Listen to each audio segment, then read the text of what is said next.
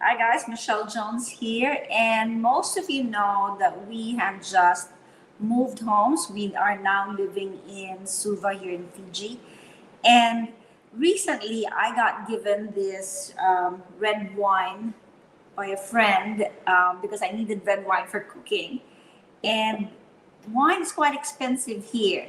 Now we're not a big wine drinking couple or a red wine drinking family, so we have barely touched the red wine. Can you see that? Yeah. Now, this was also given to us with the warning that it might not taste so good. It did taste good, so we did both have a glass of red wine, but the rest was just used for cooking. Now, I don't want to waste red wine because of how much it costs here. Also, I know for a fact that even when we were living in Canberra, when we would want a celebratory drink, we don't get to finish our red wine. So there'd be some bits of the red wine left over. Not always this much red wine left over. It could be like a quarter or half a bottle.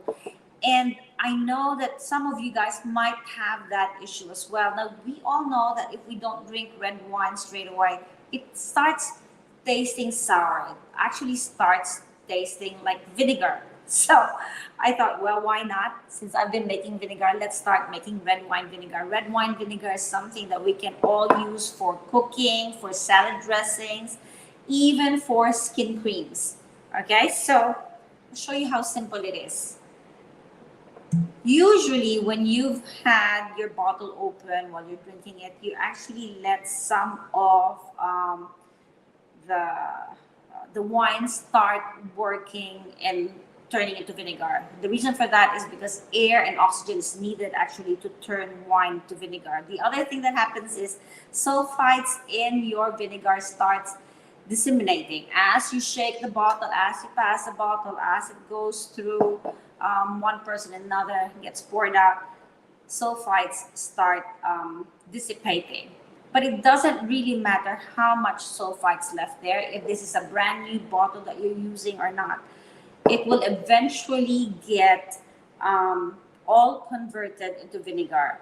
If it's a freshly opened bottle, it might take a bit longer, but it doesn't matter. It's still worth you preparing it because how much do we spend for red wine vinegar? Okay, so we do spend a lot of money for good quality, non-processed, non-distilled, non-chemically, laden products. So to create our own, all we need at home is a apple cider vinegar with the mother. So an organic apple cider vinegar. This is the one that I've found here in Fiji that I'm using. I am making my own apple vinegar and pineapple vinegar as well, so that I can later on use that apple vinegar for creating my red wine vinegar. But right now I don't have any, so this is what we're going to be using. Now, ideally, and we drag this perfectly well. Ideally, you want about 3 parts wine to 1 part apple cider vinegar, and that's not like a hard rule that you need to follow. Some people actually follow a 4 parts wine, 1 part vinegar. Others even do 2 parts wine, 1 part vinegar. So you know what? I reckon this is fine.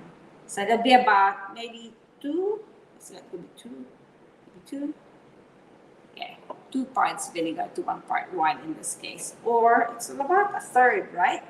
A third cup. Okay, so I am just gonna pour my apple cider vinegar, making sure, and I think that's gonna happen anyway, making sure that I get some of the mother in because that converts this even faster into vinegar. If you've already been doing this quite a fair bit, then it will be easier to actually convert this into red wine vinegar if you have the mother. Okay, but I don't have any mothers here right now for me. I'm the mom. That's a bit corny, but when you don't have any, don't worry about it. I'm just going to remove the cover to make it come out so much easier since we're going to be using up most of it anyway. Okay. I don't want to break this because I will eventually use this container. All right, so all we're gonna do is, again, let's put it, let me move this way. There, so you can see that. And then we're just gonna pour in our vinegar.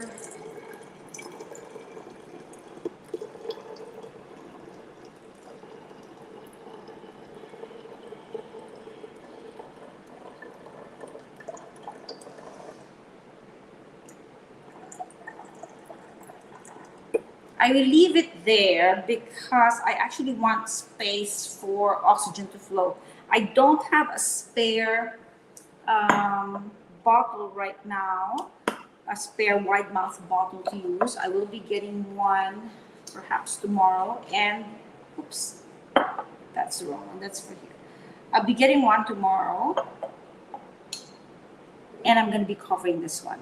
Okay, sorry, I'm going to be transferring this one. The reason for that is the more surface area you have for oxygen to flow into your mixture that you're turning into vinegar, the better, because the bacteria that creates this and converts this into vinegar, Acetobacter, works best with more surface area for it to flow through. Okay, but meantime, I can just keep that. Oops, there. I can just keep that area for oxygen to flow through. I am going to be using a coffee filter to cover it. I might just double it. A lot of fruit flies here right now because of the humidity, I guess, and there's a lot of fruit that I'm converting into vinegar, or that I just like fruit. I just like fruit. So I've got a lot of fruit here. So we're just gonna put rubber band on this one, but as I said, it's better to actually transfer it to a wide mouth container, and I'm gonna do that tomorrow. If by any chance you decide, you know what, I'm not gonna transfer it to a wide mouth container, that's fine too. You can leave it here, but as I said, the process takes longer because of that. Okay, I probably shake it a few times as well, just to encourage, the flow of oxygen around your wine. But remember, that's paper, that's gonna get wet. So okay, all right, so that's how simple it is. That's how you can reuse your red wine that's left over into red wine vinegar. Let me just double check. This is saying my Facebook. Oops, yep. Let's just change that to public. Done. Change. Okay, all right, so that was very unfortunate. So anyway, if you have any red wine left over, guys, turn it into red wine vinegar. Again, simple. All you need is apple cider vinegar. If you don't have one of your own, store-bought one is fine, but make sure it's got the mother intact. The mother is what you need to create vinegar. And once you start making this and you want to create more, perhaps you love the flavor, perhaps you want to give it as presents and bottle them for your friends, then you'll have a mother that you can now transfer from one preparation to another. When you have the mother, the preparation and the conversion of your wine to vinegar becomes quicker and simpler. Okay? But how difficult was that? Spare red wine that could have been thrown away or just stuck in the fridge and gone bad. Add some apple cider vinegar, put a cover on top of it, put it on the shelf, check it out in 2, 4, 6, 8, 12 weeks. And just check out the smell first and then the taste, because you'll be able to tell when it actually starts converting into vinegar. If you've got a pH tester, you can use a pH tester. A pH tester would come out with between 2.5 to 3 for vinegar. Some people are accepting 3.5 or 4 for their vinegars. I usually get a very good 2.5 to 3 result with my apple cider vinegar. So we're going to be testing the apple vinegar that I have here and the pineapple vinegar and this one once it's ready. And I'm going to post that video as well. But if you've got any questions, again, simple way of recycling everything, reusing everything, and creating your own really yummy tasting red wine vinegar from home. Once you've tasted one that's created from home, it's going to be very different from how they taste, from how the commercial ones taste like. Okay? And if you haven't seen the apple vinegar video and the pineapple vinegar video, make sure you check that out on our video files. Have a great day. Let me know what you think, and let me know if you've ever made red wine vinegar for yourself. Bye.